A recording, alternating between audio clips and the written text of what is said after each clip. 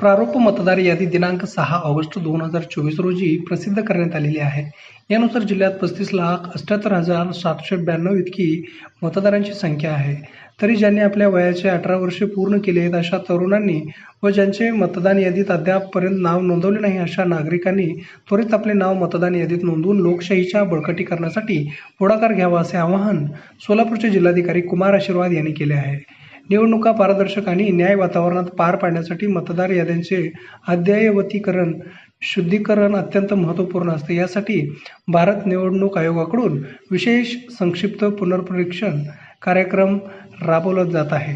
दिनांक 6 ऑगस्ट 2024 रोजी मुख्य निवडणूक अधिकारी कार्यालयाच्या संकेतस्थळावर आणि मतदान नोंदणी अधिकारी यांच्या कार्यालयामध्ये प्रारूप यादी प्रकाशित करून यंदाच्या विशेष संक्षिप्त पुनरीक्षण कार्यक्रमाचा शुभारंभ करण्यात आला असून हा कार्यक्रम दिनांक 6 ऑगस्ट 2024 ते 20 ऑगस्ट 2024 या कालावधीत राबवला जाणार आहे, अशी माहिती जिल्हाधिकारी आशीर्वाद यांनी दिली. दिनांक 1 जुलै 2024 रोजी किंवा त्याआधी 18 वर्षे पूर्ण केलेल्या नागरिकांना या कालावधीत मतदार नोंदणी करता येणार आहे.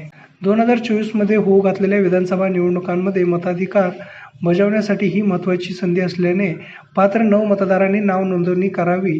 तसेच ज्या मतदारांची नावे वगळली गेलेली आहेत अथवा ज्यांची नावे मतदार यादीमध्ये नाहीतच अशा सर्व नागरिकांनी नमुना अर्ज क्रमांक 6 वरून आपली नावे मतदार यादीत समाविष्ट करावीत अशी आवाहन जिल्हाधिकारी कुमार आशीर्वाद यांनी केले आहे.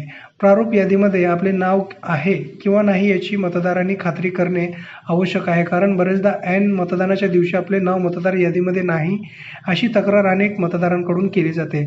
तसेच आपले नाव, पत्ता, लिंग, जन्मदिनांक, वय, ओळखपत्र क्रमांक, मतदारसंघ इत्यादी तपशील सुद्धा अचूक आहे का याची खात्री करणे आवश्यक आहे.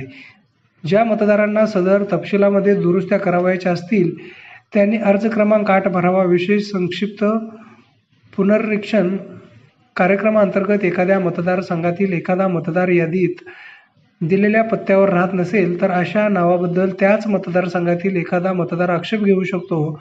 त्यामध्ये जर तथ्य आढळून आले तर पडताळणी करून संबंधित मतदाराच्या नावाची वगळणी केली जाते. मतदार याद्यांचे अद्ययावतीकरण होण्यासाठी अशा अपात्र मतदारांची वगळणीही महत्त्वाची असते.